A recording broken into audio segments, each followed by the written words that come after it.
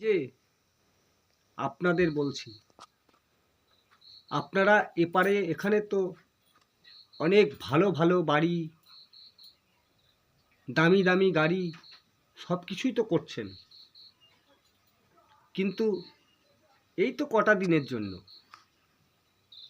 কিন্তু ওপারে যখন যাবেন, ওপারের কোনো জায়গা করেছেন তো, বা ওপারের কোনো বাড়ি করার মতো জায়গা করে রেখেছেন তো? তাই আপনাদের বলছি, কদিন পর তো মরেই যাবেন, কিসের এত অহংকার? এখন যার জন্য সব কিছু করছেন না, আপনি মরার পরে আপনার চেহারাটাও আর তাকিয়ে দেখবে না। কেন জানেন? ভয় পাবে বলে।